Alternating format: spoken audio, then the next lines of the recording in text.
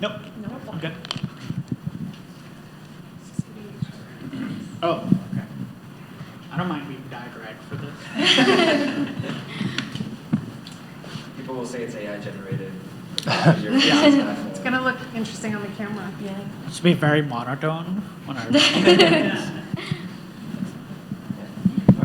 Well, welcome everyone. Thank you for coming out on it's Tuesday, right? Tuesday evening. My name is Aloysius. I'm the teaching assistant for the Review of Journalism this year. I'm also just coming back from NICAR in Minneapolis, so just coming a lot of fresh AI talks. So really interested to hear what everyone thinks here in the Canadian context on AI in journalism as well. I do want to start off by acknowledging the land on which Toronto Metropolitan University operates.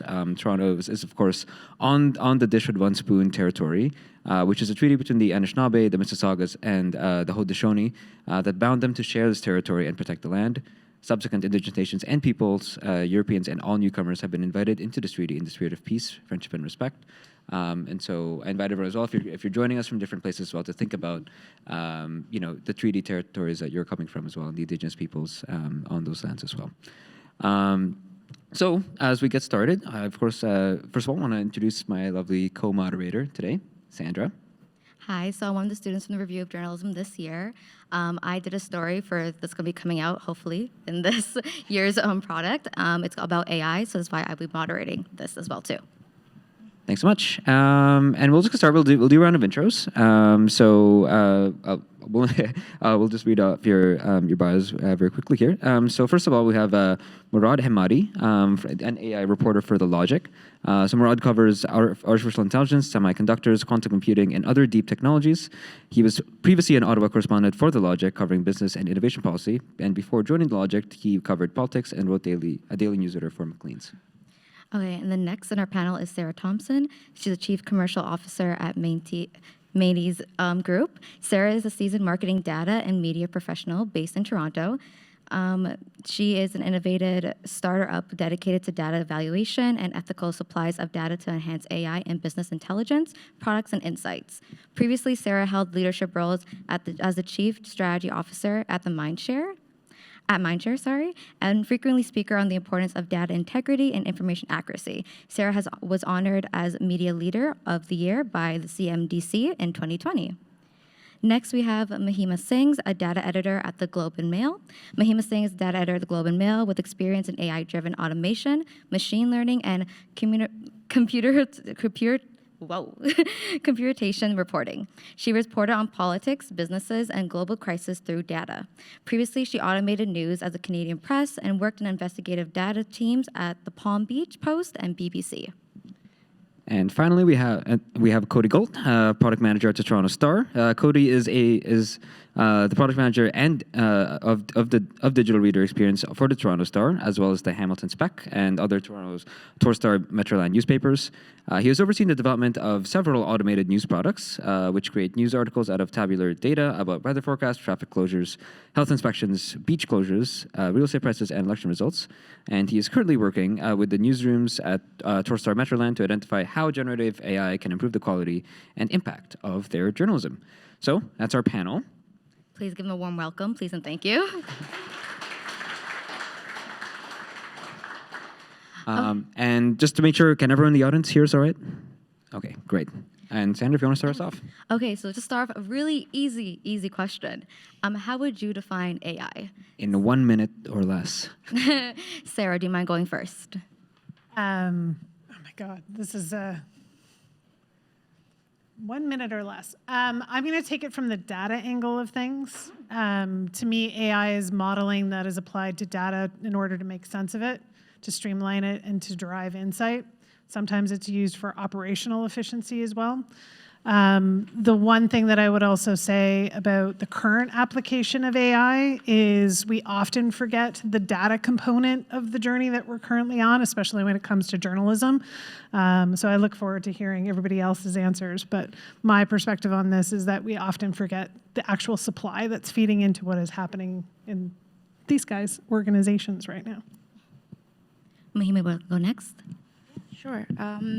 For me, it's more about automation, making things easier, because I tend to do a lot of the heavy lifting. Like I write my own code, I'm writing stories based on data and things like that.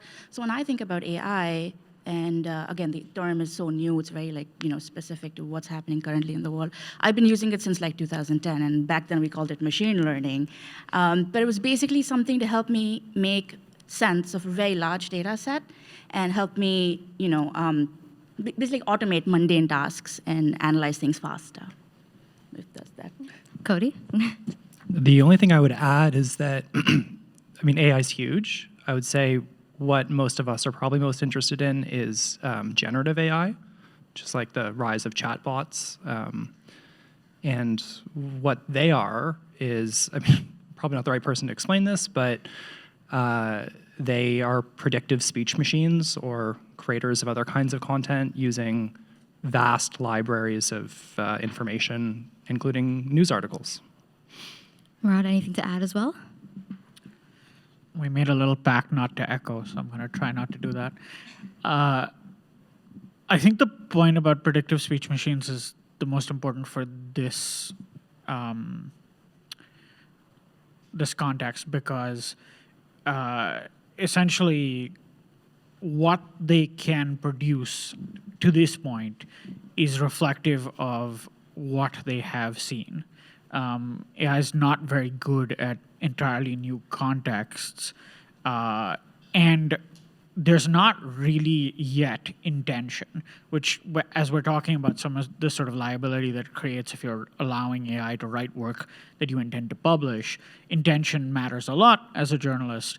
AI systems don't yet necessarily have intentions. They might be driving towards a task, and we might talk about agents at some point. Agentic AI is trying to accomplish a task, but it's doing it with a sort of goal fulfillment, but not a full context of the universe in which it's operating. Thanks so much. I just want to touch on a bunch of different elements here. People mentioned the data element of it, the automation element, and of course the fact that I think when a lot of people talk about AI right now, I think you're absolutely right, Cody. A lot of people think about generative AI, ChatGPT, Google Gemini, things like this. So I guess if we want to go start with Murad, specifically when it comes to generative AI, how do or don't you use generative AI in your newsroom right now in the moment? Yeah, so we are about to publicly publish our principles for using AI in the newsroom, which were sent to me, and I will try and remember bits of now. So currently, most reporters, let me start by speaking for myself. We use generative AI for transcription. So there are publicly available tools. In fact, a past edition of the review actually covered some of them, particularly Otter, which sort of spread like wildfire through newsrooms a couple of years ago, which I have used for years. Those were not generative models originally, and now have been shifted onto generative models as they've become better and more frequently available. I don't use AI for basically anything else. I don't use it to draft. I don't use it to summarize. We have seen Google's rolling out some new tools for newsrooms that are basically about summarizing large amounts of data, data input, and like sort of data collation and analysis. I haven't tried them yet. I have colleagues who said they're really good. So I could see us using that in the future. But one principle that we have just established in the newsroom, and I don't think anybody's been doing anything counter to this already, is that no, AI isn't used in the drafting of stories. It might be used for research. It might be used for data gathering, data cleaning, that kind of thing. But the actual words that we publish will not have been generated by AI. There's a slight distinction between the newsroom and the business side of our operation. But on the newsroom side, it's not being used to write things that are put out into the world. I think from a generative AI perspective, if I think about it for the future of journalism to be able to be funded, there's a huge opportunity for it. So I'm going to take a step out of just being in the newsroom and talking about the application, because I agree with the ethical lines that should be applied, because otherwise the internet is already heading into a place where it's complete slop. But more so the ability to take articles and put them into different forms, to add visual assets, to turn it into video, to improve accessibility, to add to translation. those don't only add to the experience for the reader so that it feels like the content can be more immersive or served up if I have a disability or an accessibility issue. The other thing that it presents is an opportunity for more advertising revenue, more subscription base, which is the core of how journalism actually exists in our country unless you have some sort of foundation that is funding you. So to me, it presents a lot of opportunities to take content and put it into different forms, but it should always be generated first and foremost by a human being. I think too, when we talk about the application of generative AI from the use of it against quality journalism, and then it's turned into a whole bunch of other articles where it's been scraped and stolen and used in other places. Most people don't ever consider the monetization that happens around that, which is made for advertising. Ad dollars go in those places, and they don't go to the Logic, they don't go to the Globe and Mail, they don't go to the Toronto Star. It's creating noise where we need to get to the human-generated side. So going back to your question, to me, the generative AI application creates a lot of monetization opportunities so that journalism and newsrooms can thrive. I just want to sort of double down on transcription. I think when we talk about generative AI, there is a fear that it's going to take newsroom jobs, but in the case of transcription, it took the worst part of a job. Like once upon a time, people had to remember things in their head, and then they had notepads, and then they had recorders, and it's not cheating. It made the journalism better, made reporters faster, more accurate. Transcription makes our reporters faster and more accurate.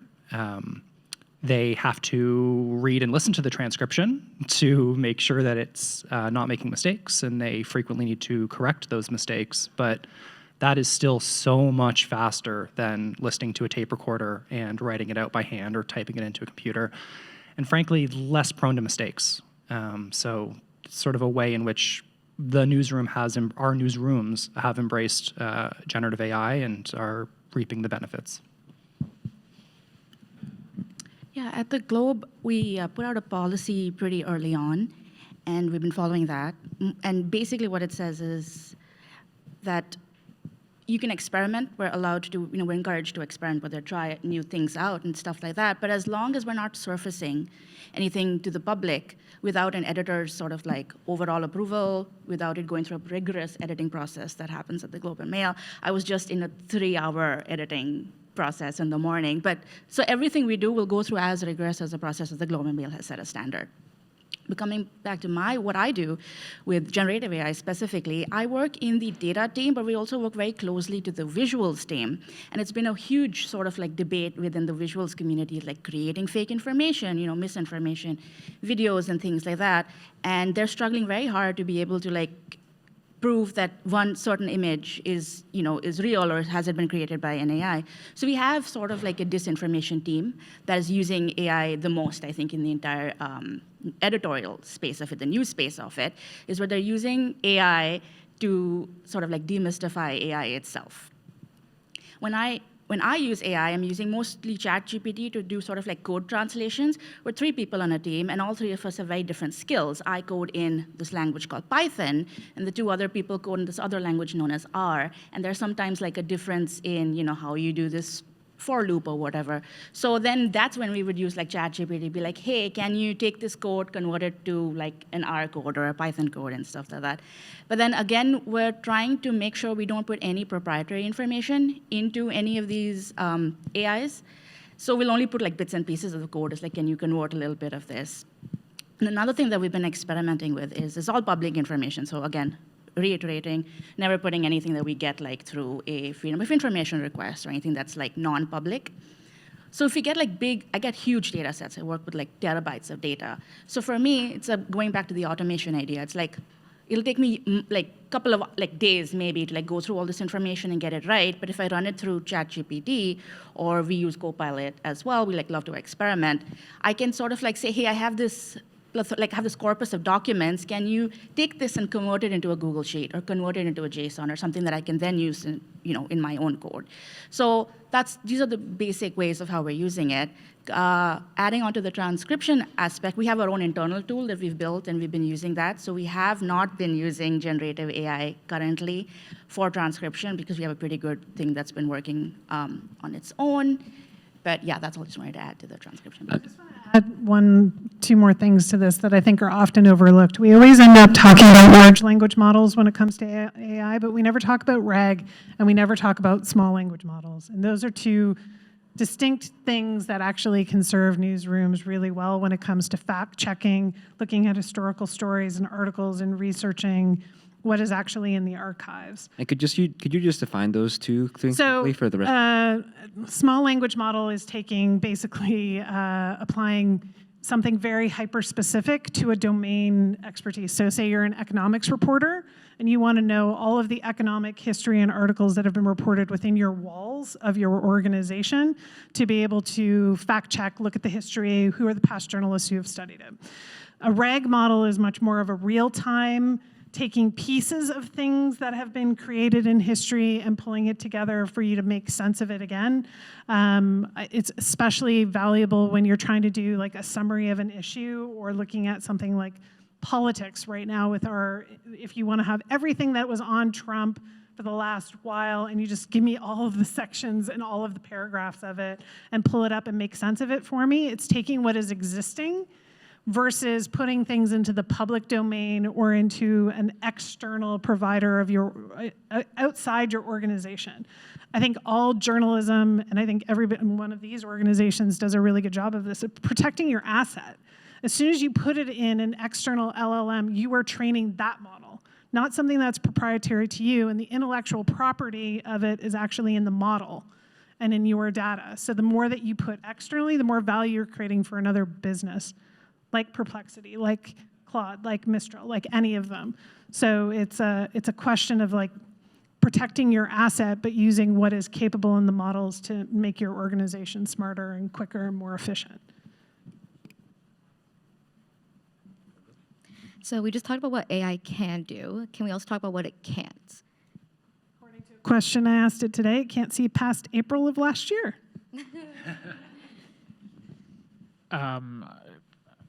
There's someone sitting in the audience who has saved my career a bunch of times. I'm not going to point him out because I don't want to embarrass him. But so we have an institutional fact checking and copy editing system at the Logic. I used to work at magazines up the street at the weird-looking Rogers building, and we didn't in that era have Maclean's had them only for print, but not online. At the Logic, from the day I started, and it's evolved over time, every word I have written has been copy edited by a person. And every fact in an article has been fact checked.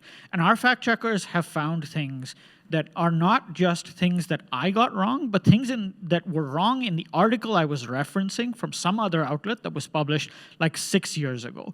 Because the internet just builds on itself and it builds on its mistakes. That's the thing that a model, like there's not the common sense part of a human experience that a model can figure that out. Like looking at a thing and thinking, that just looks wrong. Like there's something wrong here. There's something sort of like undescribable there. The other thing it can't do is draft well. So a big part of the reason that I don't get sued is that there are ways when you're writing a story, and every journalist knows this or learns it at a certain point. There are ways that you can put sentences together to convey what you're trying to say that are factually true, that prevent you from getting sued, but still convey the impression of what you're trying to say, right? You can put facts next to each other in a way that gets across the point you're trying to make without having to make a claim that can get you in trouble. This is part of writing.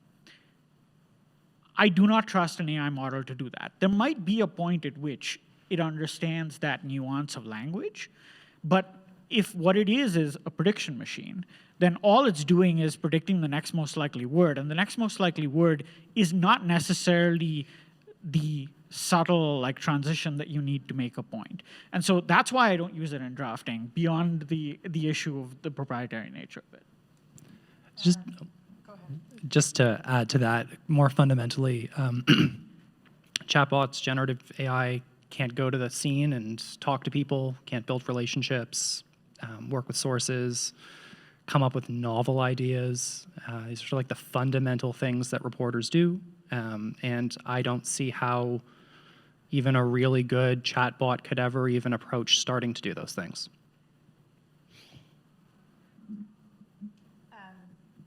I think too, where AI actually falls down is in the gobbledygook that you're talking about, but even more so the sourcing and the citation of it, that it's invisible. Like, where did this come from? Who did you take this from? Giving it credit. You can see models like Parati and others that are trying to give their due to the journalism and the organizations to help them actually thrive. But everything that you see that is in any of those platforms has been scraped and stolen from someone, literally stolen. So it doesn't mean that it's good. And this is where we end up in situations where you even see the Google experience that we have now, since they've been highly leveraging Reddit data.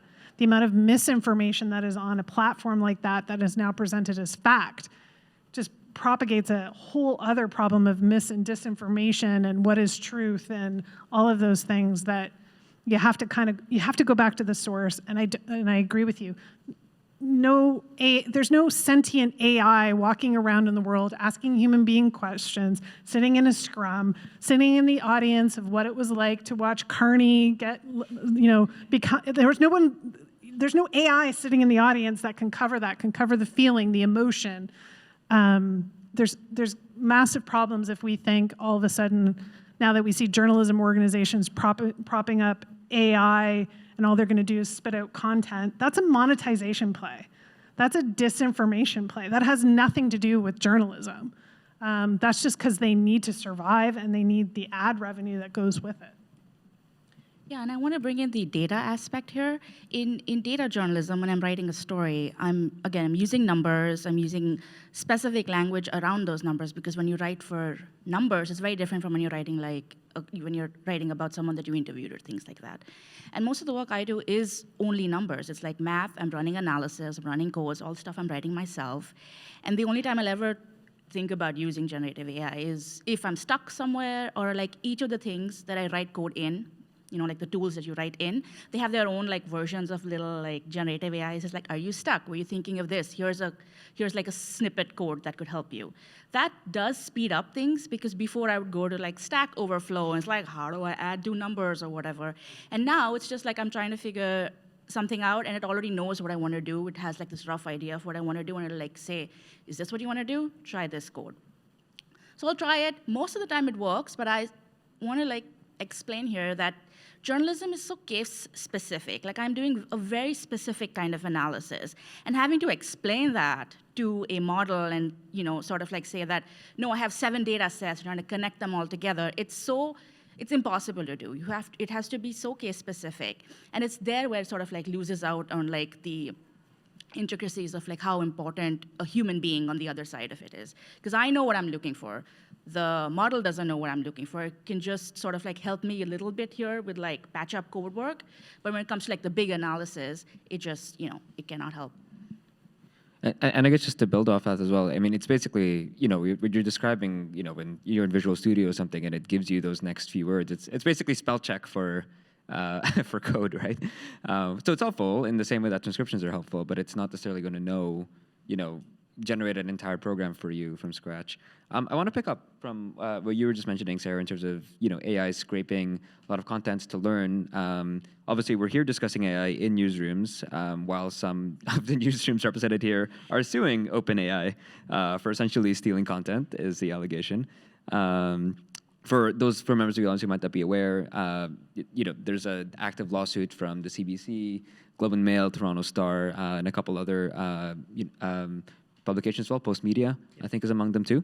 Against OpenAI for scraping and using Canadian media content to train itself. And so I'm just curious if and how this is changing how you're approaching the integration of AI in your newsrooms. I guess even specifically at the Globe or the Star, is it a bit of a separate consideration? Our reporters are not to take proprietary information and put them into a public chatbot, because then it's theirs. So there's a protection there. But most of the fight, which I'm not involved in, is a legal battle with lawyers. And we will see what happens there. Yeah. Add to it, for most people who don't understand exactly how that came to be, on a lot of our journalism and news publications, what ended up happening was bots have been scraping content off of their websites for years. Basically, it's a front door access. A lot of it was guised, if it was Google or Amazon or others, guised as a way of doing ad serving. And so they've been scraping and scraping content over time and then not giving or paying for the use of what technically is data. It's what's training and fine-tuning their models. It's making them smarter. It's making it answer all your questions. Most publications now in Canada have made either a determination that they have some sort of deal to allow the bot through in exchange for something, maybe revenue, maybe something in that space, but most have thrown up Cloudflare or something else to block the bots from being able to scrape the sites. This is why also when you go and use a public service of any AI, there is a black hole of information. It cannot answer a question because everybody realized that they have to pay for it.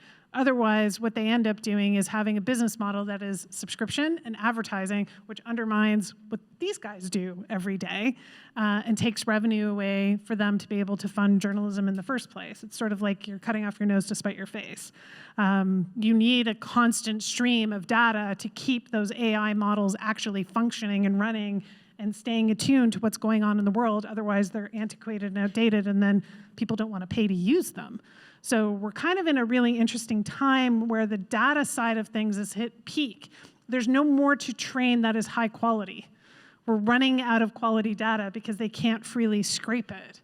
So the questions and answers are going to get worse, not better.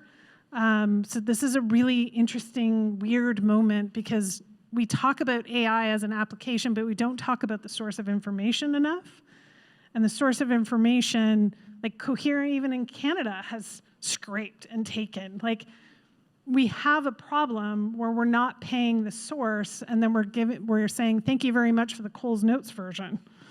And that's not a model for success for any of this, for AI to thrive, for it to serve us, but also it cannot be in a scrum. It cannot attend a conference.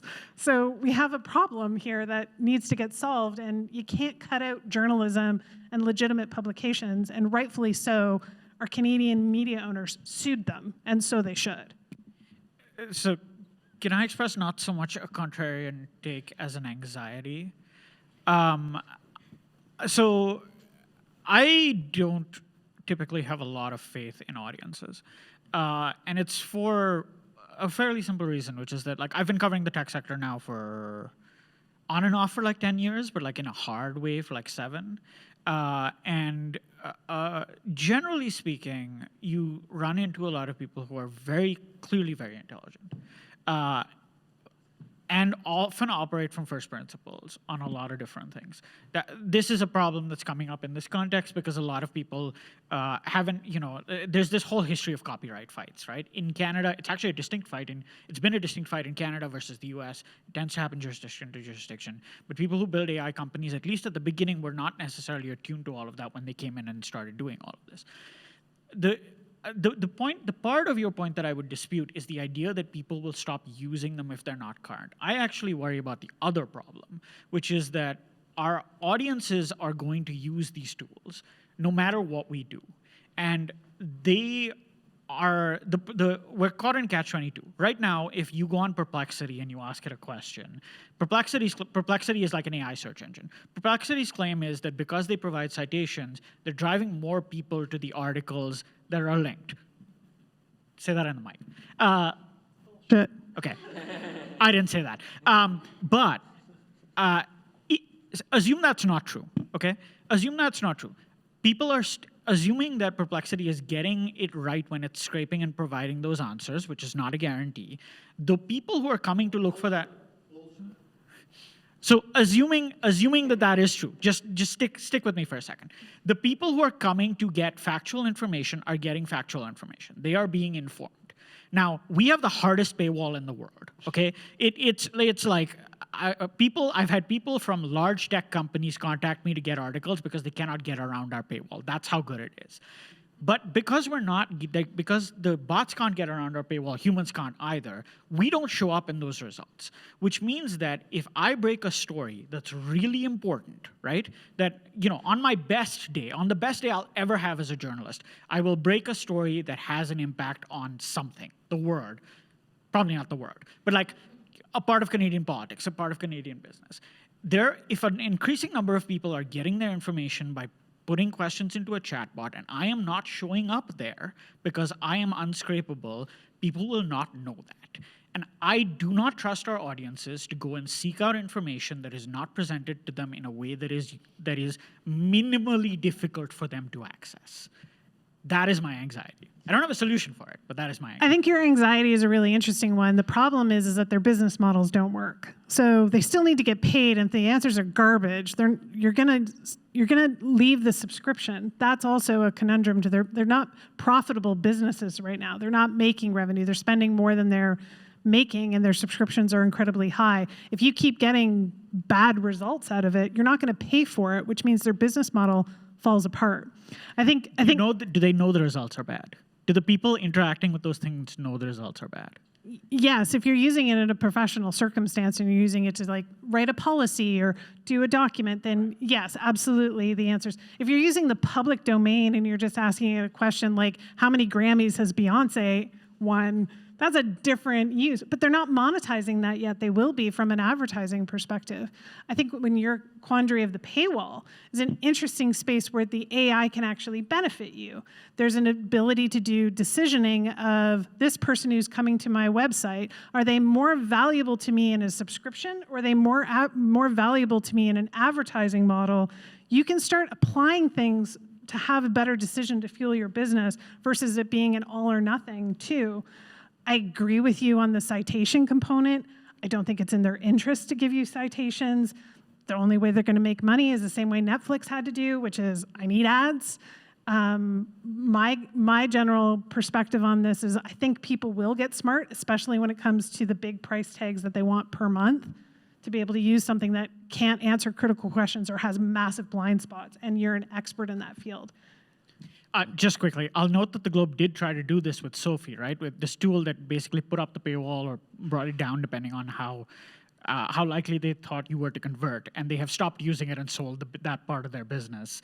I don't know why. I would be interested to hear the Globe tell us, but it doesn't exist anymore. I don't know. Mahima? Well, it's on the business side of stuff, and I'm on like editorial or news. I honestly don't hear a lot from that side. Okay. Well, I guess what I want to pick up on off of this is that I guess the idea that I think some of you touched on is basically the internet death spiral, right? Like the more that AI is generating content, the more AI will generate content based on other AI content and not human content and not original content.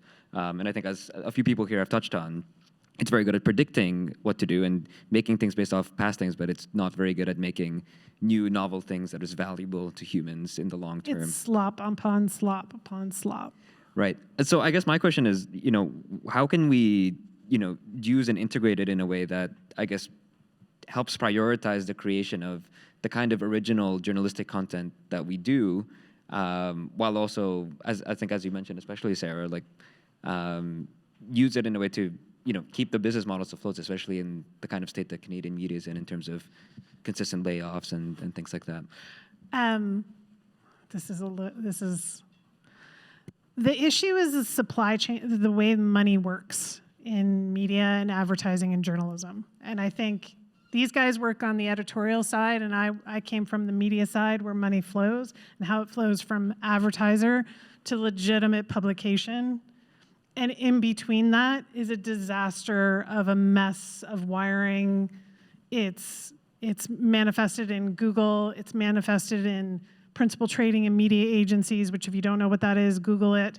In slop, in criminality, in anti-money laundering. There's organizations like Black Axe out of Nigeria and others that create server farms where they just pump out made-for-advertising sites so that they can generate revenue that comes from advertisers, which means money doesn't go into these publications.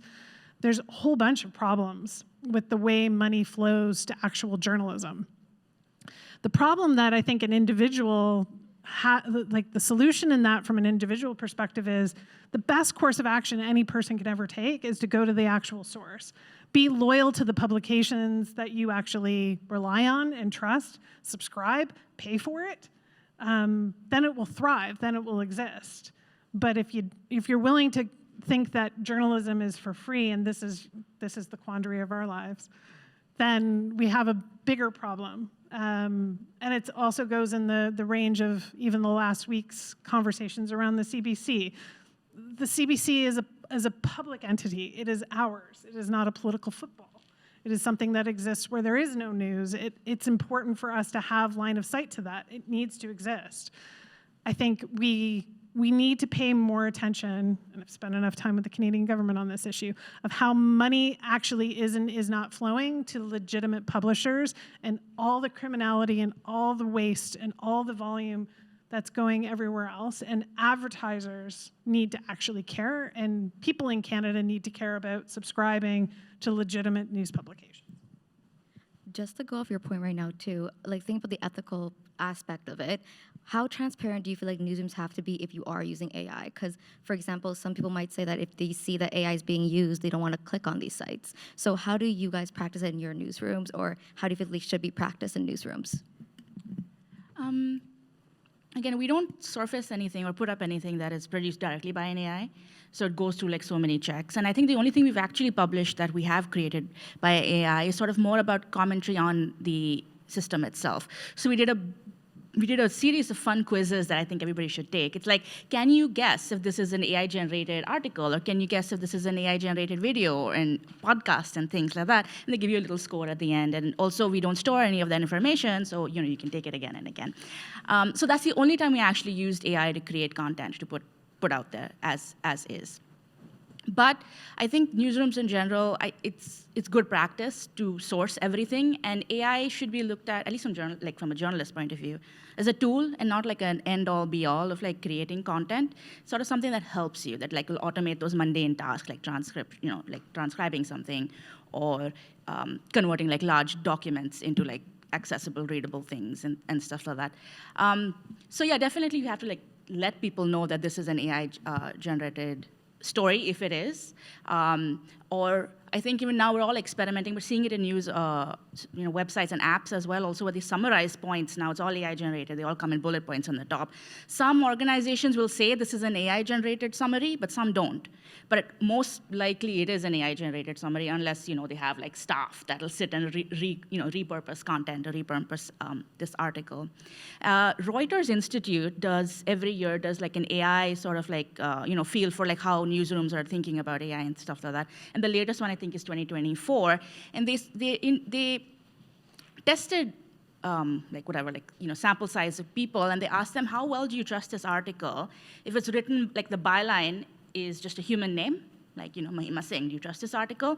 People are like, I can't remember the numbers, but people are like, yes, we trust this article. But the moment like you bring in AI, they don't, not only do they not trust the article, they're trusting the entire institution, the entire organization from where the article is coming, like false completely. So that was very interesting as well, like from the, like people are studying this. Yeah, the trust thing is huge. And as a more general answer, I would say that journalistic ethics predates all of us. It's been around for a long time. It continues to evolve as the world evolves. And one thing we do, which I'm sure you guys do as well, is we have like an oversight committee of editorial staff who are paying attention to what's going on in generative AI and doing their best to make sure that if and when we do use generative AI, that we're doing it in an ethical way and in a way that maintains and builds our trust with our readers, because as we all know, if we didn't have trust with our readers, we would have nothing, including a business model. I think, too, paying attention to organizations like Trusting News. We were just talking about LA Times and what they've been doing with op-eds, where they actually use AI to counterbalance against the op-ed with an additional counterbalance. And we were like, is that the place of the editorial team to spend time trying to give you media literacy? Or I don't think that's the media publication's job. I think we were kind of in agreement of that. And it's a weird experience, and what's the point of that? And so we're seeing this experimentation happening, but I think as these publications they're taking their ethics and statements that they all have on all of their websites of this is what we believe journalism is and our ethics and our lines, and extending that into AI, seeing some really strange applications of AI in places that also don't need to be happening or getting backlash. So highly recommend looking at websites like trustingnews.org and others that are really on the cutting edge. We're also a woman named Courtney Robach who talks a lot about this of AI application of journalism. She's great to follow as well. I know that she's visited the Star before too. Oh, I'll just say that there are bullet points in my stories. I write them myself. I guess a quick question I had, just building off of this transparency issue. One rule from some of the journalists that were on some AI panels at NICAR, for those that don't know, that's the National Institute for Computer-Assisted Reporting, happens every year in the US, is the 80-20 rule. They say, you can make automation do the scraping, the translation, the transcriptions, it can help you 80% of the way, but human beings need to do the last 20%. Just curious what you folks think of that, and whether you agree or disagree, would, model a different approach. The way we want to use generative AI is to save time, and the hitch is that whatever it produces, we need to be able to independently verify. I think that's sort of how we work and how we plan to keep working. Also, that argument also can end up in a place where you have smaller newsrooms. And the point is not to have a smaller newsroom. The point of it is to actually empower them so that they're not wasting their time on mundane tasks. It's about having more journalists in our newsroom, should be the model. The issue ends up being is if we undermine the two revenue streams that a majority of these publications have of subscription and advertising, what inevitably ends up being created right now is the data monetization side of things. So taking the assets that you actually have and selling it for a fair market rate to these platforms without them coming and telling you what the price is. So just an extension of that question is there's a huge opportunity for those mundane tasks to go, but also for those newsrooms to generate revenue because of the data that they have that they're fairly getting paid for. Which is the newest version of a long chain of money from technology we've been chasing for years, right?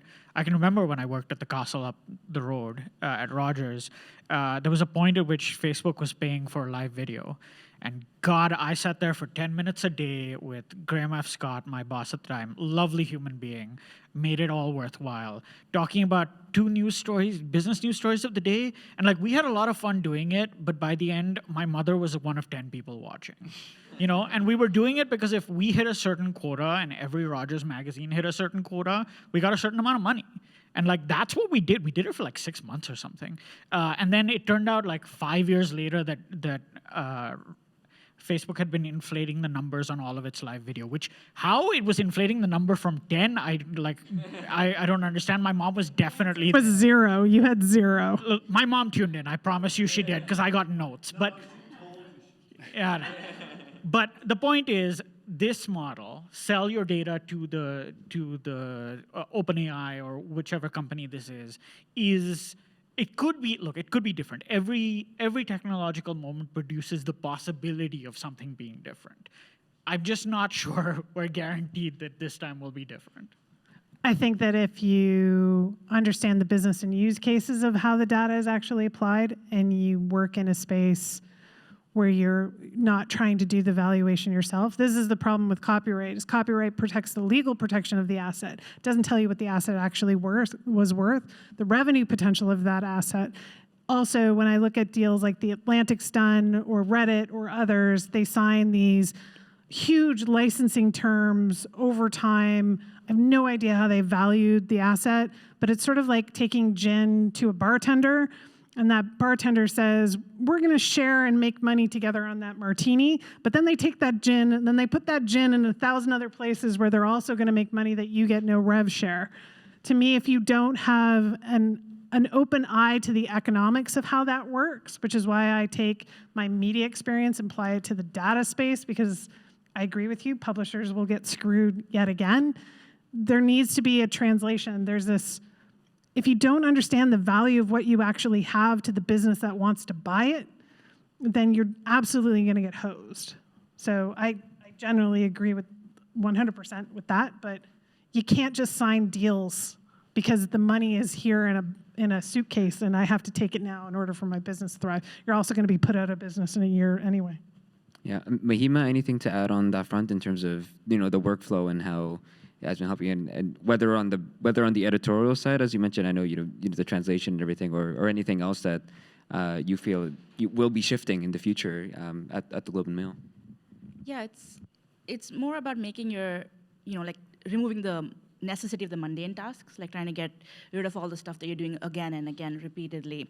And when I was working at the CP, I was on the digital data desk, and what we did was we would go around talking to the reporters and asking them, what is that one task that you do in your daily life that you just do it again and again and again? And then we would go back as a tech team and create tools to help them remove that that redundancy of having free up space for them. But I think currently in the newsroom, we are experimenting, where we're playing around with what cannot happen. I know some people on the visuals team, they use generative text to create captions for pictures.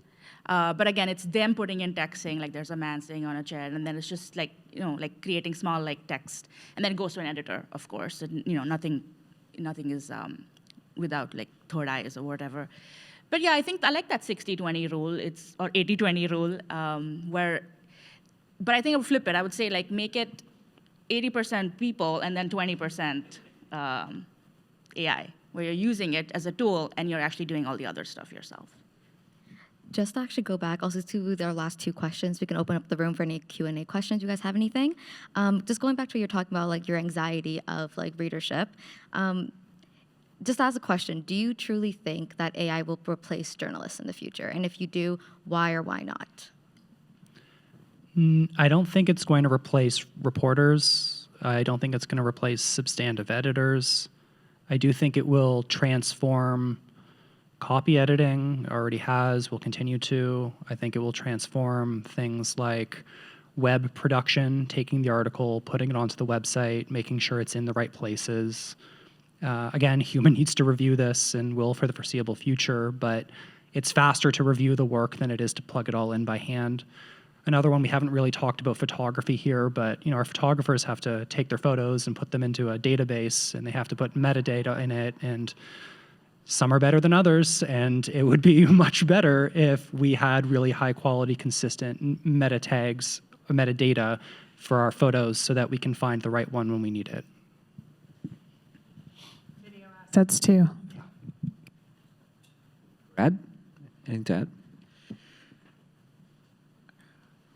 I think the odds are that the industry collapses before AI can take over journalists' jobs. I'm joking, but kind of not. I mean, I think that to the point that everyone's made, the work of sourcing in particular is the one thing that requires a human touch. Any of you who are going to work at a newspaper will probably be sent at some point on an assignment where you have to knock on the door of the family of someone who's died. This is a fairly common early career assignment. It sucks. It sucks. It really sucks. It's one of the hardest things that you'll ever have to do. So I cover AI, right? And we found in talking to AI companies, there are categories of things that humans don't want AI doing for them and where they don't want to interact with a human. Some of them will surprise you. Like customer service, it turns out most people are actually okay with a chatbot. Sometimes the chatbot is better. Like it's easier than dealing with a human. But there are categories of things, and I think anything that currently falls under the category of investigative reporting will probably still require humans because it's we've talked about trust with audiences, but trust with sources is all you have as a journalist. It is your currency, it is your reputation, it is the only thing that makes you like worth continuing to do the job, is if you can convince people to tell you things that they probably don't want to tell you, and convince them to let you publish those things, and then convince them to keep talking to you after you've done that. That third part is like really difficult. And so that kind of stuff, no AI voice on the phone can do that. Like there's that work. I think the Star is doing like weather, sports, those kinds of things which are basically take stuff and put them into another format. I can see that work getting commoditized. And that's the work that none of us have ever really enjoyed. I mean, when I started at Maclean's, during on day 60 of Trump won, the first Trump administration, and they'd been doing this thing that was like the first 100 days of Trump, and it was just aggregation. It was like, what has the US media reported about Trump because it got high traffic. I hated that. I hated that so much. It was such a waste of time. Eventually, I said this internally. And we stopped because at some point, we stopped because Trump kept going and we were like, this is unsustainable. That kind of stuff, like, why is a human doing that? So, yeah, long way to answer a short question. I think you're right about the entertainment space. I don't need to know where Blake Lively and Ryan Reynolds' marriage is at in so many different ways, in so many different formats. But the only reason that exists is not because there's actual users, is because it makes them money. Somebody's making a penny here and a penny there, and it was created for exactly that purpose. I agree with everybody's comments on the investigative journalism side of things. Also, editor and editorial direction. Like, no AI can replace what each one of these publications actually stands for. There's nobody that's going to replace, editors in that regard of where we're going to go and what's our ambition and what do we cover. The one thing that I would say that I see the most opportunity is in the topic areas that journalism has never actually touched. So there's areas that newsrooms really got smaller, cultural and community issues, grassroots things that got lost in the weeds that AI will never be able to touch. I think there will be a resurgence of that. I see it in the models of like Village Media and what Jelf Algae does. I see it with hopefully Glacier can survive this next round, or Black Creek, or publications that emerge like IndieGraph that support Indigenous publications being published, or what David does with The Logic and the team there. I think there's a lot of opportunity for new innovation to cover the gaps where AI absolutely cannot fill. And to me, that's boots on the ground in every single Canadian community that has a massive news desert. And hopefully there's more ingenuity and innovation that goes into those spaces, because the worst thing that we can have in Canada is having a community where you have homegrown terrorism because there's no publication and all people have lived on is Reddit, Facebook, TikTok, and they have no idea what is actually happening in Canada or in their actual neighborhood. And hopefully that is a space that AI absolutely cannot fill. For sure. And before we go to our last question, Mahima, maybe specifically in the data journalism space, we've talked about investigative journalism and those door knocks, but what is it was specifically in data journalism, perhaps? Like, what is it that AI can't replace in the kind of role that you have?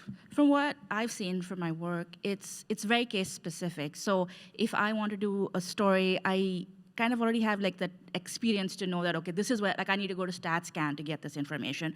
Or most of the time, I was just thinking about it right now, is like I file a lot of freedom of information requests, and it would be great if we could automate that. Like, honestly, like I'm trying to figure out a way to like, can we do it? And I don't know if you people know this, but we did this project called Secret Canada, where we sort of like opened up a little bit about what's happening in the Canadian world. But I worked on a little letter builder, and that's like as close as I can get to automation. It's like, if you want information, tell me what you want, and I'll spit out a letter for you. But that was all me. There was no AI. There was no generative models. on that. But again, so like going back to like acquisition and data finding, you're right. When it comes to investigative journalism, you're going and talking to sources. You're going and doing the interviews. But when it comes to data journalism, you are in a way still going and gathering information. You are going and either collecting that information yourself, because I've noticed in Canada there's so many data gaps, like you have to collect that information yourself. My favorite is like all the provinces collect data differently, so I'll get it from each police station, from all the provinces. Now it's my job to sit and make sure I understand what the data is, and then make it all normalized. And I've experimented with putting it through like these models, but again, you need to have that sort of like knowledge about what they're talking about in the data itself. So at least personally, I'm not too worried about like the data journalism aspect of it. I am a little stressed about the analysis aspect of it, because there's so many like custom GPTs now that are coming that are specifically data analysis. So if you say that, hey, I have this, yep. I'll talk to you about a rag later. Okay. Honestly, easy peasy. Honestly. All right. But yeah, when I put like a CSV or a Google Sheet into something that's a custom GPT, and I'm like, hey, spit out, like, do like a quick analysis and tell me what are the anomalies, tell me the means, tell me the, like what are, like which year, like the government spent the most money. That's all possible now. And before that was me doing it. And I already had like preset code that I would technically, it was all automated. But now it's running. So that's a little iffy, but the bigger picture stuff, where we're doing the editorializing of it, that is still impossible, I think, for at least the predictable models. Right, the gathering and all the getting the data is still something that. Oh my God, and visualize like graphics, don't get me started. They're so good at making charts. It's scary. But again, And I'll give you 5 at a time. Yeah. How do I find the time? And it would give you 5 charts at a time. Oh my God, yeah. So we do have this principle, like obviously when you're looking at data, you want to like quickly make a line chart to see, like the anomalies and stuff like that. And again, for me, I do it all in code manually, but I have noticed like other colleagues, so they'll put it in ChatGPT and be like, hey, quickly like spit out a chart so I can see a trend. And if I see a trend, then I'll do my other analysis and I'll follow through on that trend. So again, going back to the idea of using it as like a tool, as like an addition in your little toolbox for a journalist, you have like AI that helps you, but you still need to do all the hard, heavy lifting. Also really good at correlation analysis too. Like, give me 2 separate things and tell me how they're actually linked. Yeah, and how related, for sure. Last question I have, and not to put too much of a damper on things, although I think all of us have expressed different kinds of anxieties already.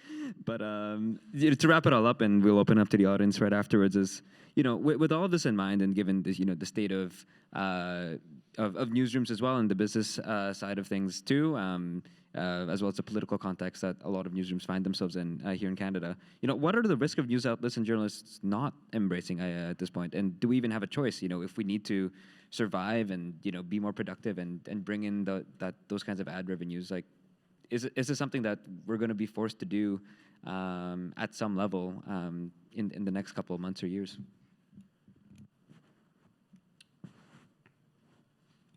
I mean, if you're going to work for a publisher that's not really legitimate and is telling you to use ChatGPT to churn out articles, then maybe that's not where you want to be with your career anyway. But I think everybody here has kind of answered the fact that it actually is it's a tool that helps you get through the mundane things that you normally would have.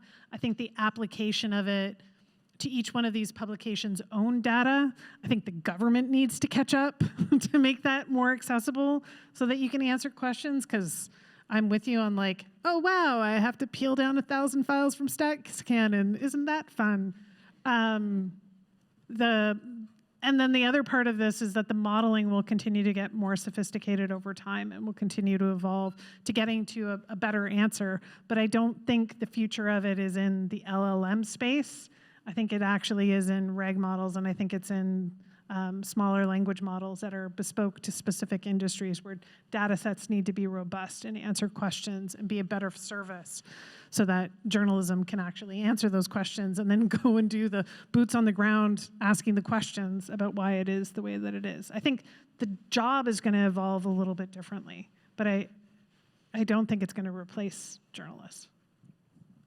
I think that there's also like like this idea of like literacy, like media literacy. Like if you're not embracing AI, you're sort of like blinding yourself or like looking away from the possibility of all the misinformation that's out there. And as a journalist, that's one of your jobs, is to make sure that the information that you yourself are consuming, so that then you know are like telling other people is correct or is right. And if you are not embracing AI, it would sort of like put you at a disadvantage of like suddenly you're just consuming things you trust, because you are not like, you're not sort of like in the loop of like, could this be AI generated? Could this be misinformation? So in that is also like media literacy aspect also comes into play when you're thinking about like, yes, we should all be aware of it so that we understand what's happening and like we know, what it can and cannot do. Right, yeah. You don't want journalists reading the Gemini AI overview and saying that actually you can put glue in your pizza and that's okay. Yeah, I don't think that the fear or the risk is that newsrooms won't embrace AI. I think the sort of threat of AI is not even that they're going to take our jobs, as I think Murad said. It's the business model is the real threat. But if we're zeroing in on generative AI as a threat, it's in the form of creating deep fakes, as far as I'm concerned. First of all, newsrooms being able to identify that they're dealing with the deep fake is step one, but even if we get great at that and never make that mistake ever, we're still competing on social media and the internet more broadly with unscrupulous people who are more than happy to create fake footage, fake screenshots, so on and so forth. And there's a huge risk of, again, degrading trust with the public there, even if we do everything right, because it's super weird, at least in my phase of my life, to see videos that are fake but almost believable. And I do expect that I am going to be fooled at some point soon, if I haven't already been. Maybe I have. And that seems like a serious threat to journalism. I also think it's really hard too, because those individuals where the article, the video, and I think about the one that was most recent of the celebrities that were AI generated, and how quickly it spread before it was quashed as something that was completely fake and was never created. To me, there's a whole other space of like, how do you stay on top of that as a citizen consuming information to know what is and is not real, especially when it goes so quickly and legitimate people are sharing it. That's going to be a really interesting challenge because there is no policing on platforms. X has decided to go with community notes, which basically means that the populace gets to decide whether or not it's fact or not, and then you have to read the community notes to do that. And it's been shown that you have more online hate using that methodology, and Zuckerberg has now adopted the same across Meta, which basically means the community is self-policing the platform. So imagine human beings keeping up with the fact-checking that can't keep up with the volume of content that's being created. So this problem will just continue to get bigger and bigger and worse, and we just keep clicking on it. And we keep going, that can't be real, and there we go. We've just added a monthly active user to Zuckerberg or somebody else. I think it'll be important for journalists to understand how the technology works, because whether or not they're using it, it's going to impact the things they're reporting on. So like we've seen this in areas like, for example, there's the some U.S. agency, and I can't remember which one right now, was doing an investigation of like, I think it was either real estate or rental property prices that were where like different companies were using the same algorithm, which were then like sort of like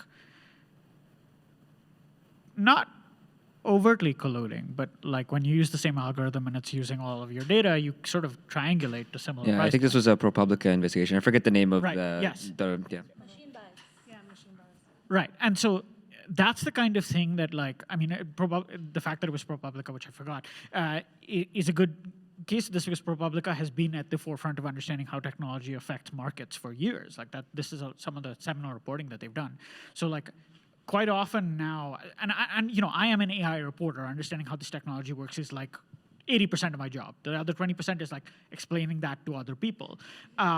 But you know, you're going to be a reporter in all kinds of things, and AI is going to affect the companies you cover, the institutions you cover, the governments you cover, the people you cover. So understanding how it works is essential to being able to understand why the things that are happening in the worlds that you cover are happening, whether or not you choose to use it. So we're going to open the questions up to the floor. I'm going to have my little classmate over here, Marina. She's going to come pass around some microphones so you guys can ask your questions. Eager beaver. Hello. AI is both a tool and a business model, so I don't care about the tool. It's boring, in my opinion. The business model, however, is more important for me. And it seems like, not that you did this because you answered the questions, but the questions conflated the two, in my opinion. So that's a statement. The question is, have you heard about how the Japanese have evolved their journalism? Because the story is amazing. They go out to communities, they pull needs locally, and stories, context, and images. Then the editors will triage all these things. They'll print them. They'll print them with a link for donations and a number for people to call in donations. And they'll get advertisers and foundations to fund them. That's a business model. I don't see anything like that in Canadian journalism. Nada. Zero. So it's not really a criticism, but I think there's stuff, if you think about AI as a business model, that maybe will help.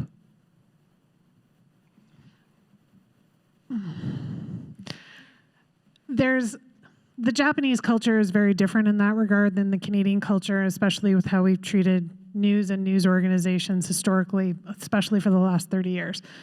I think having it from a foundation perspective and crowdsourcing and boots on the ground, our country is also, I think, something like 15 times the size of Japan. So it's a physical thing that's a really hard thing to have enough journalists on the ground within our country who can actually feed themselves and live and have, that model working. It's also a different thing when it comes to ad revenue and how it actually funds those local publications, because Canada, we've just spoke about this just now, from a data perspective, we're a very large country, but we are very data poor. We don't really understand what's happening in multi-corners of our country, and thereby there's actually no boots on the ground. From an advertising perspective, there are massive holes in my ability to see market dynamics. If I walked up to any media planner right now and said, can you tell me what the fastest growing town is in Canada, they wouldn't be able to answer that question. So there's a lot in the business model problem of journalism in our country. I will always say that. I will also say that we have too many intermediaries between an advertiser and the actual publication getting money. We're not that big of a country that we require 1,000 DSPs and we require all this middle intermediary stuff in between us and the publications. We have a problem there of how much money actually leaves our country too. There's so many things to unpack within that of, yeah, the business model needs new trial and error. Could we do more crowdsourcing of funds? Sure.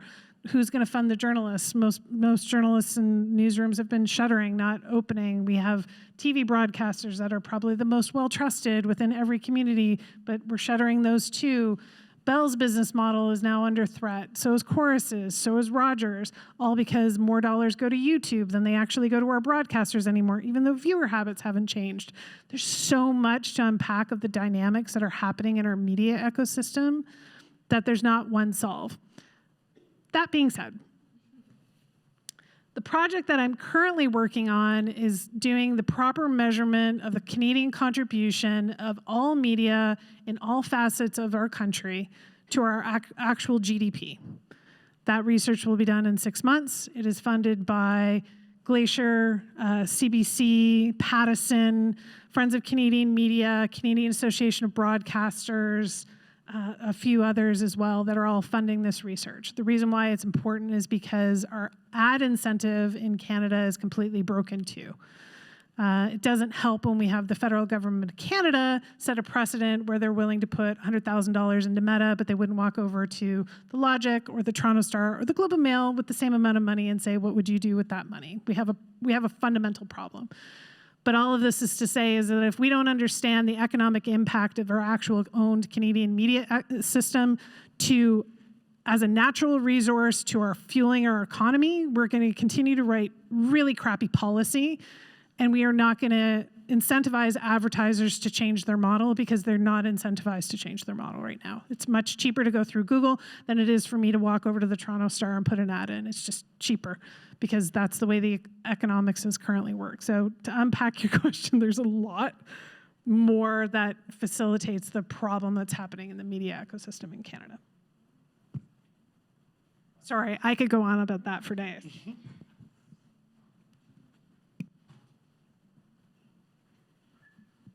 Hey, so setting aside what our newsrooms are doing with generative AI companies, and I guess also then off the record, what should our relationship with those companies be?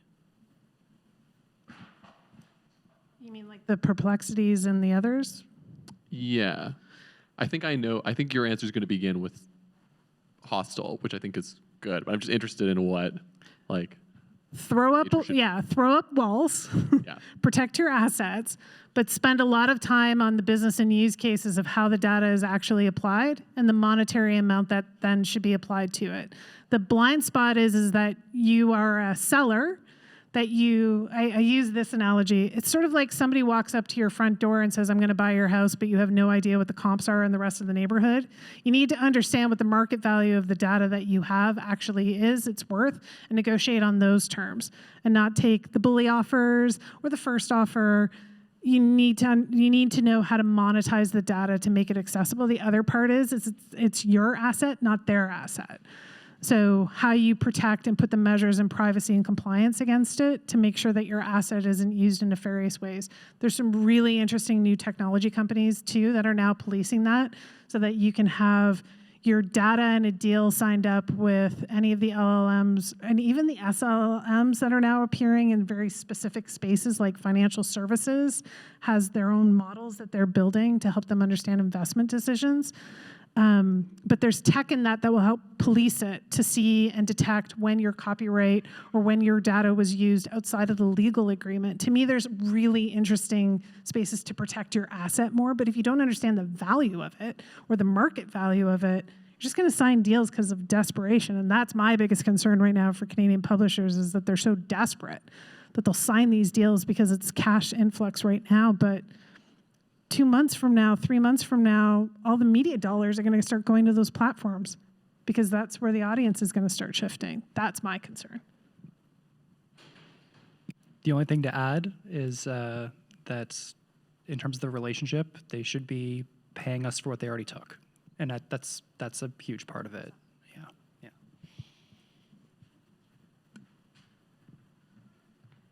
I've always kind of heard that you shouldn't put things that are private into like a chat GPT or something like that. But is that, like, say you do a long interview with someone and you go off the record and it's really private what they said, you wouldn't want anyone to ever see that. Would there be any risk with you putting into chat GPT and, say, summarizing it? Like, or is anyone actually going to see it, or is it more of a theoretical risk? I don't think it's theoretical. It might be unlikely, but I don't think it's theoretical. It really could happen, depending on what somebody else was searching at some other point and depending on how that particular chatbot works. You're fine-tuning their model. Yeah, you're fine-tuning their model. You're making their model smarter, better. If the future is data and the future is models, do you want to help somebody else get smarter, or do you want to keep your information protected? That's the line that you're trying to find. I think there's a distinction between the security source protection part of that and the data monetization part of that. Like the data monetization part is what it is. The security side of that, like, so as I said, I use Otter. There are like, sources come in like categories, right? Like a thing you discover when you get out into the world is that TV shows and movies have taught people terrible habits about what the words off the record and on background mean. You have to, like, it is my policy that if I am suggesting one, if I'm working with a source who needs one or the other, I explain the full spectrum to them every time because there's no other way to do it. You end up with a lot of sources in journalism that are like on background who are, and we have a pretty strict policy about this, who are not in danger as a result of speaking. Like, they might be at the risk of some slight embarrassment, or it might not be ideal, but they're not really in any danger. You still hold to the agreements that you have with them. But once in a while, you're talking to someone who could lose a job or worse if they talk to you. That kind of recording never ends up in a transcription tool for me. In fact, and the fact checker, our fact checker who's here will tell you this, I don't even let our fact checkers listen to those recordings. My editor can, because my deal with that source is, I know who you are, my editor knows who you are for my backstop, but nobody else is ever going to find out from me who you are. And to me, being able to hear someone's voice is potentially identifying. That kind of thing I'm just never going to put in. Do I think there's someone on the back end who's ever going to find that recording or listen to it? Again, unlikely. But in that situation, I'd rather be paranoid than ever be wrong. Just because I actually wrote a story kind of talking about AI, I wanted to add on to that point as well too. If you were to put something into what they were saying as well too, any generative AI tool, it will feed what you're giving it. So for example, I know, like, let's say you talked about somebody's going to be talking about 10 different other stories, and you look up, for example, Donald Trump, all that story will come up. So even though you don't want it to possibly like reiterate what you're typing in to summarize what they're trying to say, it may still feed into it and take that in for whoever else is going to look it up next time. So that's why I always say, like, maybe don't. Like, it's better to be safe than sorry, right? So that's what I learned when I was doing my stories, that it's going to feed the information you're giving it. And the more information you provide it, the more it's going to take from you now. And I guess just to interject as well, and to throw to Mahima, I guess to build off of that, a lot of the times, sometimes we get data that has identifying information, or maybe that you get from an ATIP that you need to clean first, or what have you. Can you talk a bit about, you mentioned you don't usually put that sort of thing into AI as well, but just building off of that question as well, like, again, why not, and what concerns do you have in doing that sort of? Oh yeah, 100%. Like, I would never put, if somebody returned information to me from an ATIP and it had like identifying information, then that's a mistake on their part, first of all. And then that's like a whole conversation you need to have with them and stuff like that. But yeah, definitely, like, if I have data sets that have identifying information, obviously we're not using, we're censoring that information, and I'm like slicing that information, and I'm using like a separate set of data without that identifying information. And yeah, for me personally, I won't put stuff in ChatGPT and be like, analyze this for me. I'll do that math myself. Like I said, the only use case for me is like the coding aspect, when I'm like confused and like, I don't want to like spend the time to go and figure out something pretty fast. But yeah, definitely, like, the sourcing information and putting it out on ChatGPT just for a quick transcription is based on your relationship with your source. If they know that it's going to be public anyway and things like that, then maybe. If you want something fast, if you don't already have a paid subscription service or something like that.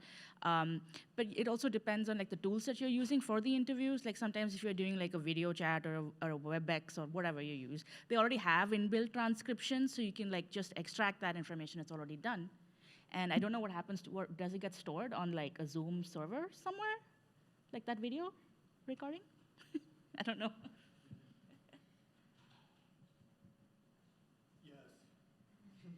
Yes, yeah. Thanks. I wanted to ask the moderators a question, actually. I'm curious. I think the view we've heard from the establishment is generally like skeptical, hostile, perhaps, to AI. But I'm kind of wondering, like, with your colleagues at the Review or other journalism students and your experience here at TMU, like, how are people in your demographic thinking about it? Are people excited, or is it kind of similar? I'll be honest with you, I think it's very similar to theirs, like showing some type of fear in it. I think it's more that we're afraid of what we don't know. And I think that's why when we have like conversations about AI, we have to understand the widespread of it instead of just understanding a little picture of it. When people hear AI, they just think ChatGPT, and they think that they can come up with stories, which, yes, ChatGPT can come up with stories, but it can also hallucinate. And I think that's what journalists don't really like pay attention to, is that while, yes, it can make an amazing 5-page story for you, we're the ones who are interviewing these sources. We're the human source of all of this. And while you were saying as well too, a byline is just a name, but for us journalists, a byline is our name. Like that's our source, it's our story. So when people always like talk to me about AI, at least for my like colleagues, my other classmates, I always try to tell them like, yes, be afraid of it right now because you don't know much about it, but please look into it. Especially when you're coming to businesses and more into journalism field, you need to know more about what you're walking into in order for you not to be afraid of it. And the more and more you don't know, the more you're going to be afraid of it. So when AI conversations come up, please engage with it. Don't just sit back and let it happen. Like, make sure you ask the questions you want to know the answers to. Also be afraid of it. The part about that too is like learn about it so that you can understand the nuances of how does that business model work? What's the climate impact of it? Who are you taking from? What does it actually serve us? Why does it serve us? The economics around it are so important to understand. And I think to build off of that, I think there's a lot of fear in terms of learning at all. I think especially between colleagues I know here in Canada. Something that really struck me while I was in the US over the weekend, again, for that data journalism conference, is just how embedded the idea is of using AI as a tool in almost every part of their users. Of course, obviously, you know, these are Americans, and these are also people that are very into data journalism and you know, the various ways they can use and innovate on technology. But just the number of things they were able to do with it, I think, just kind of astounded me too, right? I think it also gave me, I think, a lot of hope in terms of just like to a lot of people here were saying, right? Like filtering out a lot of information you don't need. They gave one of the journalists there gave an example of how they had 500 hours of Zoom recordings of, you know, some city meetings or something. Anyway, it was 48 hours before the U.S. election, and they had all these recordings to go through. And so they ran it through AI, and they narrowed it down to only 2 hours that they had to watch to get the relevant parts of the specific kind of policy that they were looking for. Things like that. They used AI as well. Someone else used AI to categorize Trump's latest speech, State of the Nation speech, into the various themes. And, you know, they had one where he's talking about the economy, another part where he's talking about himself, just things like that. Like, for us to go through it minute by minute and do that would take a long time. But again, that's something AI could do, and it gives you something new a lot faster. And so that kind of value add element to it, and using it as a tool, I think does give me a fair bit of hope in terms of that too. Yeah, we also need to like keep in mind that like in the US, the policies around AI are also very different in the media. Like New York Times has like an entire team that's just like, how can we experiment with AI and, you know, like, and stuff like that. And also, we need to be thinking about, like, say, for example, the example you just mentioned about categorizing Trump's speech into, what did they do with that afterwards? Like, did they just take that, or did they use it to make something else? Right. Right, but obviously, I'm pretty sure there must have been like some human intervention because of the hallucinations that could have been possible, and like, can they actually categorize stuff, you know, correctly? And like, what does it mean for the, like, did they give them the categories? So there's like so much nuance to like doing stories where you're using like information from AI. We have to keep that in mind. A thing that I learned, that I've heard a lot, talking to AI companies, is too many people approach this technology like a silver bullet for whatever it is that ails them. So like Nick Frost, who runs Cohere, who co-founded Cohere, who's also a musician and like so has interesting views on it through that perspective as an artist as well, was talking about how like the problems they encounter when they take AI into a company are not like AI problems. They're like everyone's data sucks. Like it's not categorized properly. They don't have good tech. So I have a job. Yeah, like, you know, the problems are not problems that are specific to AI. They're problems that are specific to, like, legacy systems or dysfunctional organizations or whatever the case may be. I think media has to approach it in a similar way. Like, my skepticism of, like, the outcomes comes from having engaged with it and knowing what our processes are that mean that it will not be useful to us in specific ways. But if you go to it and you're like, what's the problem AI can solve? And like you haven't done all the other stuff that ails us, then it's not gonna do you any good. It might be shiny for a while, but it won't actually get you anywhere. Having worked with enough publishers and media owners now in Canada, their data is a disaster. So there are some that are incredibly sophisticated, and then there's others that haven't taken care of the asset that they have. So there is a long journey ahead for some of these applications to come along. Everybody's in a different level of maturity, but most of what you were just talking about of the problem of the messiness that's behind the scenes is part of the reason why AI application within business to make a meaningful outcome is it's going to be hurdles. Okay, so we have time for one more question. I know you have a question. Does anybody else in the audience have a question? Then it's going to you. This is for the moderators again. Have you guys ever been to a data center? Have you been to a data center? I suggest you go. I was fortunate enough to do work at the Rogers data center using AI. Not this LLM stuff, which is a very small sliver, 2%, but a bunch of other stuff. And I can assure you that the way the Canadian journalists work is a lot more productive because the cost of the US articles has got to be 50 times higher, and they have 1,000 times more of it. So AI is about scale. When scale goes up, price goes down, quality goes down, which is okay, that's normal. That means you have to be unique, but it starts with the inputs. Go to a data center, understand the cost of moving that stuff around, because if you don't know where it moves, you have money laundering, you have fraud, you have, how do you say in English, shit, right? Go to a data center, understand the whole thing, and think about subsea cables. And then I think it'll give you a different perspective on journalism and AI as a business model, I believe. I was going to add on to that point too. We were talking about how the U.S. is kind of different than Canada. Also, too, the way that the U.S. kind of involves with their technology is also very different than Canada. We kind of have a scary past in Canadian media, not talking about just journalism in general, like even with Google and stuff like that. We have a longer time because we've been broken down before by using other media sites in Canada. That's a lot harder for us Canadians to be trustworthy in it. So I think when you brought up the point about how the U.S. uses it and how much more money they make from using all this stuff, They spend way more yes. to get way less. Well, with them also being able to spend way more and getting way less, I think I agree with you 100% too.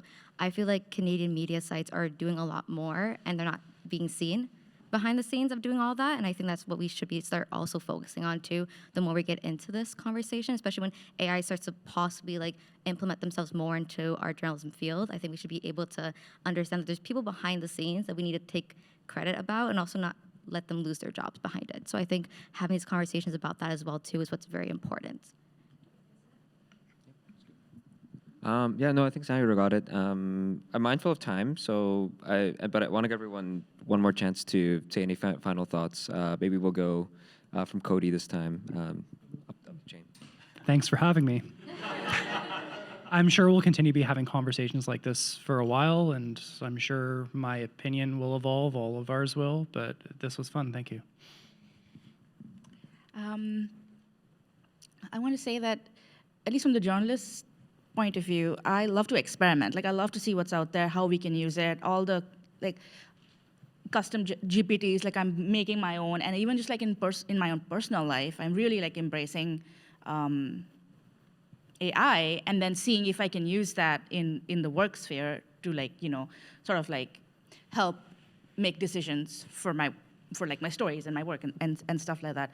So I do want to iterate the fact that yes, I think it's very important for us to know what's happening out there, know what all is going on, and also Murad mentioned that we should try to understand the how it's built, because we will have to interact with it at some point because of the pace at which it is growing.